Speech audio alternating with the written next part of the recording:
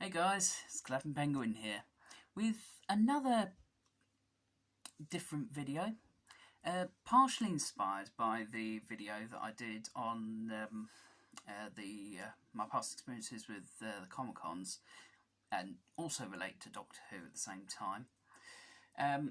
I was looking through some of my bits and pieces that I had, and I recalled that I had two Doctor Who scripts that I'd previously written, one of which was more aligned or partially aligned towards similar to the writing of the show, or close to it, I guess, and the other was more of a fan film script.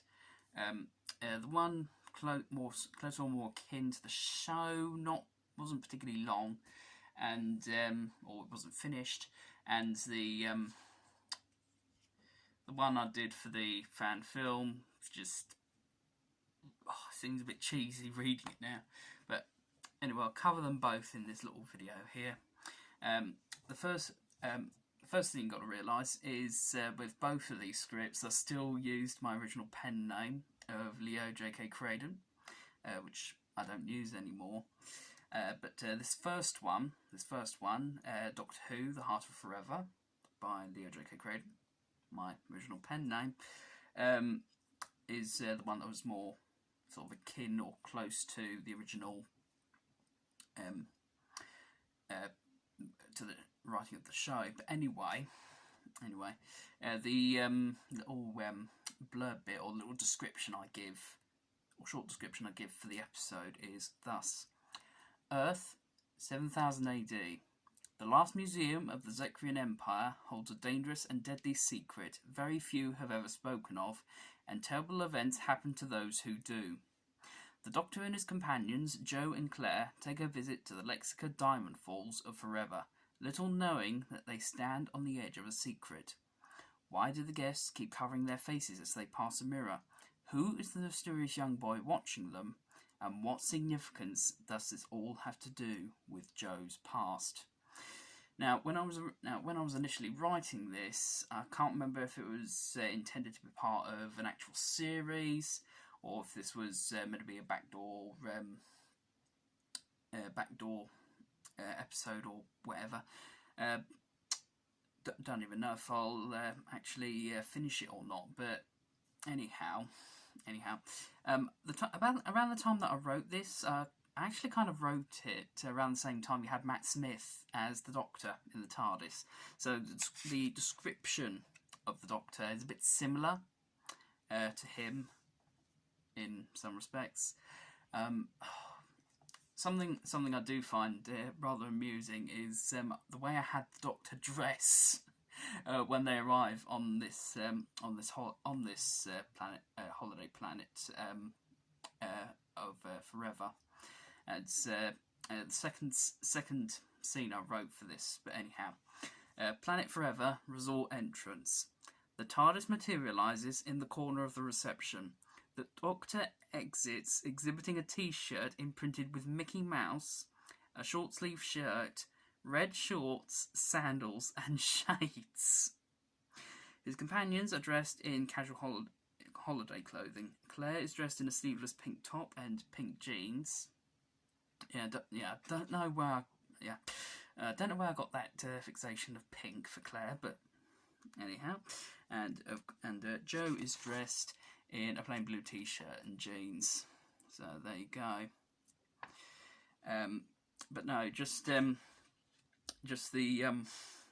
way I had the Doctor dressed for this particular story when they land on the holiday planet. The fact I actually don't have him dressed as the Doctor, but actually dressed as he's going on holiday. No, it still makes me laugh. But some of the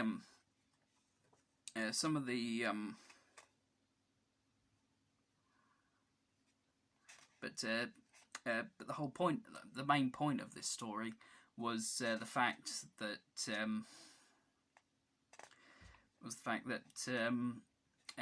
almost immediately from the moment they arrive on the planet, Jo starts to have flashbacks of his past, were. I had a bit crossed out there. Can't remember what it was. I think it might have been. I think it might have been a moment where you had the Doctor and Joe share a hug. Unfortunately, but cross that bit out. But I think I left one.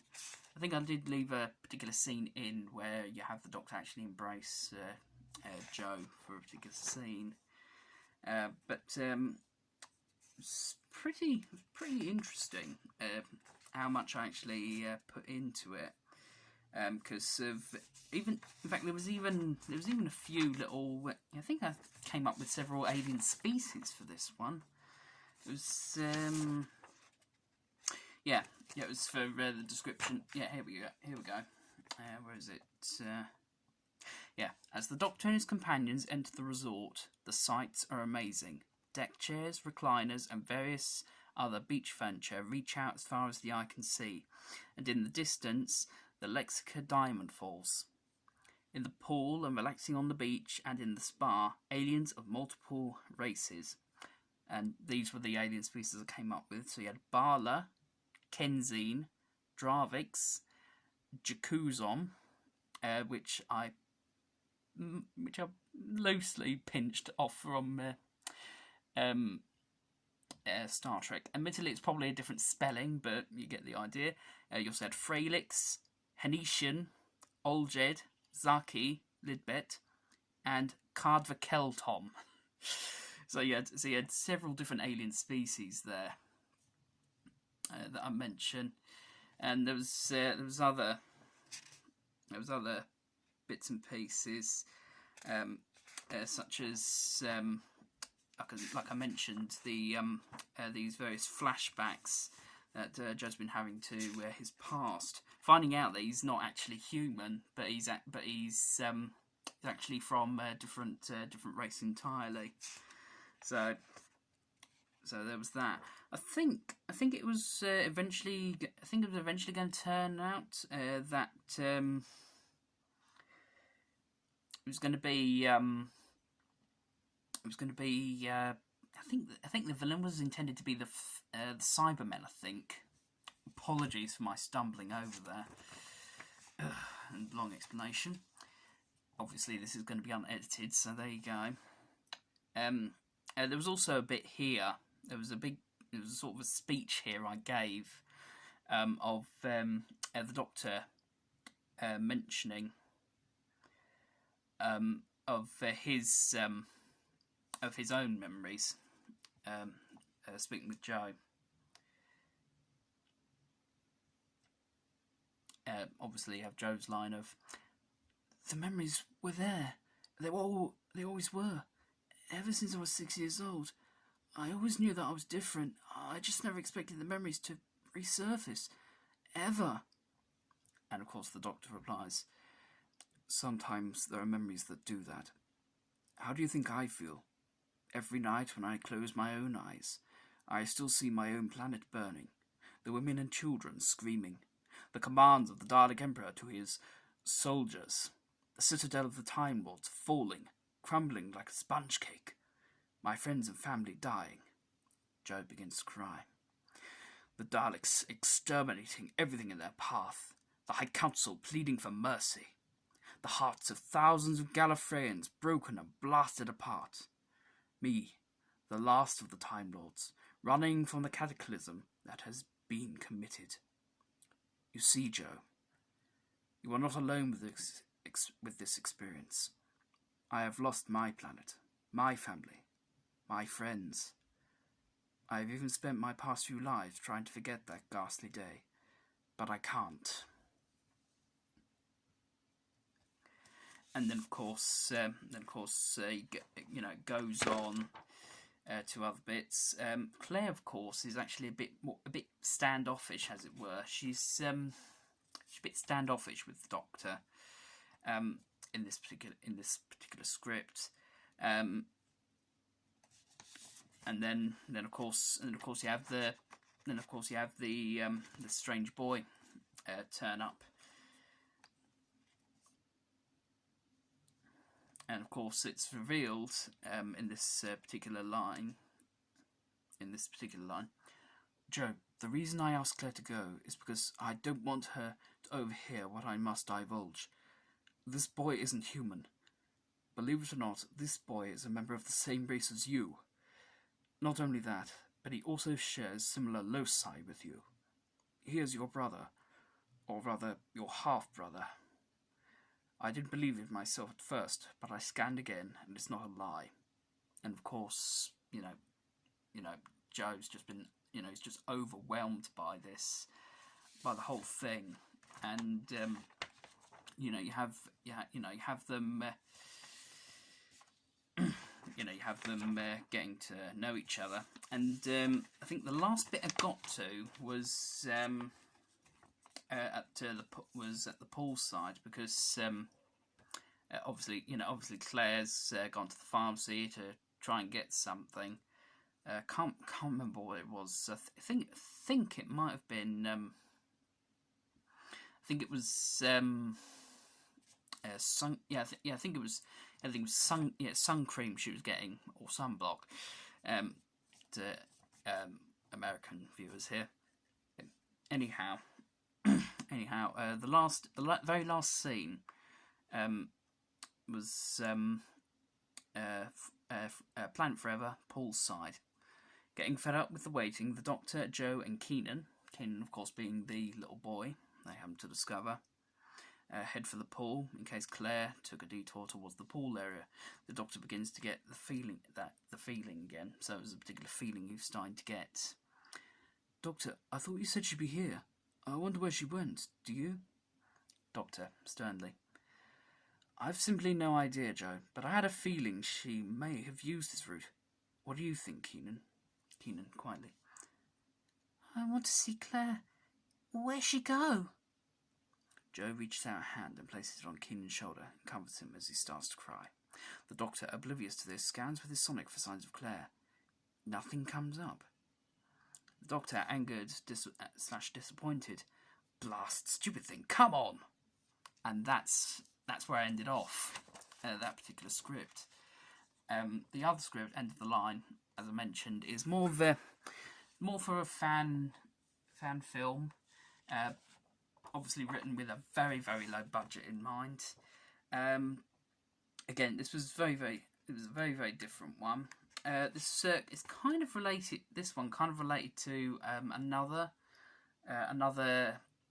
sort of episode or other fan film I thought of, whereby two timelines, the Doctor and Earth, as it was, were sort of travelling in two different directions time-wise, and the Doctor was basically trying to work out what was going on there. And of course, this one, End of the Line, rather, was originally sort of intended to piggyback off of that idea, because there is a reference to that in this particular script. In this particular one, you had essentially started off with two boys, David, and I think the other one was called Tom, I believe. Give me a sec. Don't mention his name until Tom. A couple of boys called David and Tom having to discover the Doctor.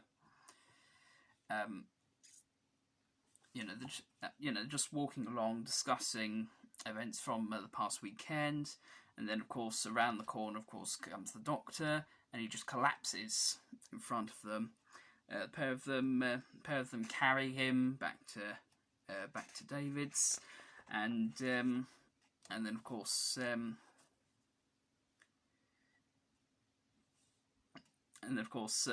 Doctor wakes up, and he's not making a lot of sense, or seems to be.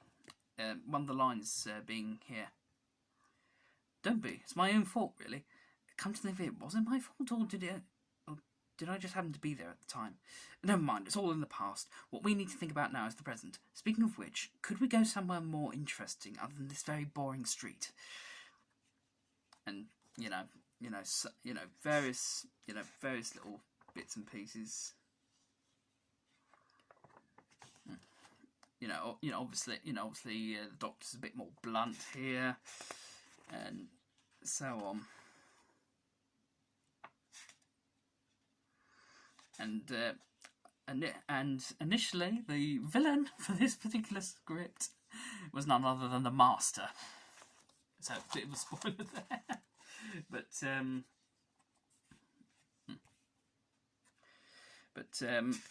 no, it was just the main characters were just the Doctor, the Master, David, David's friend Tom, who only appears in it for I think the first few pages of the script, and then of course the Doctor and David go on, go off on their own for a bit, and until they meet up with and of course until the Master makes himself known, and various other bits and pieces in here, but it's a very, very simple script. I think a bit later on you have a separate boy and girl make an appearance. I think. Oh no, I remember now. I remember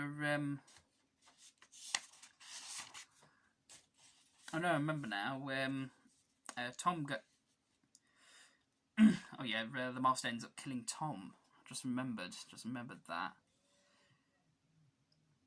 Yeah, the Master shrinks him for the story. Didn't remember that until just now, because you have the Master call up David, and this particular line. I have your little friend Tom here. Say hello, Tom. Oh dear, it seems he's not in much of a talkative mood. Well, anyway, tick-tock goes the clock. And of course, the Doctor and David, they jump in the TARDIS, and by the time they get there, unfortunately, you have, they find, they find Tom's minuscule body. Yeah, Tom's minuscule body is seen lying against a wall in the alley. David pelts towards the body and falls to his knees. The Doctor is immediately behind him. The Doctor places a hand on David's shoulder. David, I am so sorry. I am so very sorry.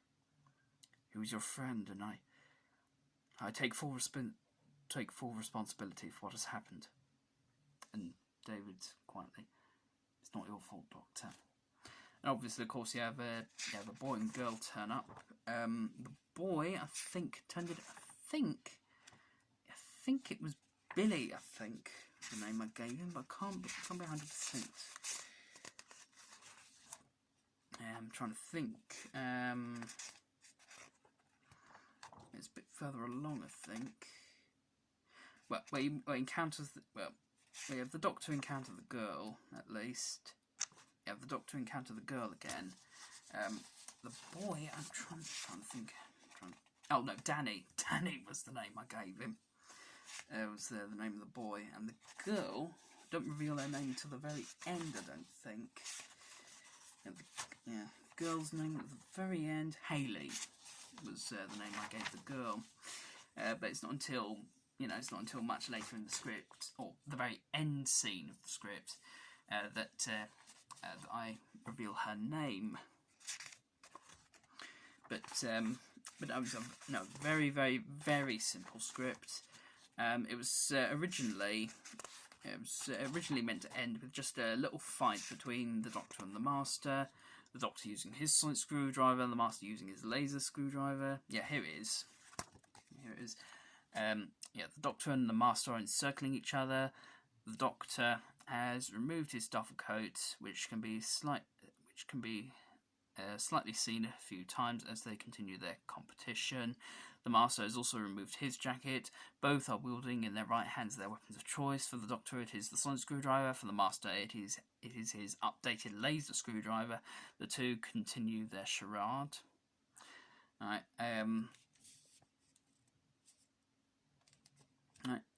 obviously David and Hayley go to leave until they hear the until of course they hear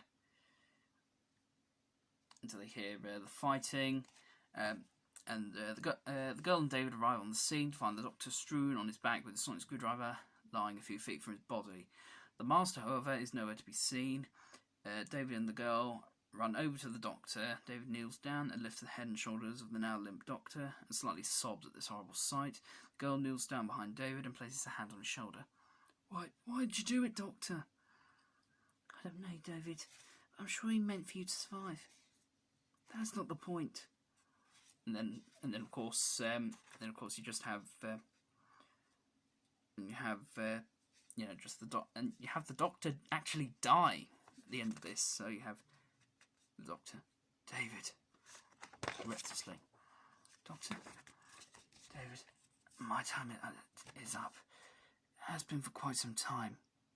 Even before I met you all that time ago, I knew this would happen at some point. Don't talk like that. You can get through this. I know you can. No, David. This is it for me. The end of the line. After all my 1,200 years and 15 incarnations, I'm finally here. I know that you will do well.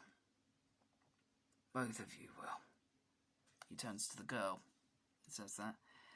The Doctor finally succumbs to his failing hearts and closes his eyes in death. David nearly drops the Doctor as he breaks down over the catastrophe that has occurred. The girl cannot help but succumb to her own emotions at the Doctor's death. And then of course, the final scene is sometime later.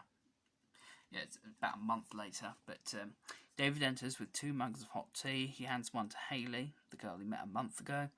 He suddenly hears the sound of the post falling onto the mat. He exits the room and then returns with a large brown envelope addressed to him. He sits beside Hayley and slowly turns it in his hands before beginning to open it. And then fade to black, and then the end with several question marks. But anyhow, those are my 2 scripts. If you want me to do a video actually reading those out, do let me know in the comments below. Might even try and see if I can make one or both of them into audios, maybe. I don't know. Anyhow, I hope you guys enjoyed that video, and I guess I'll see you guys in another one.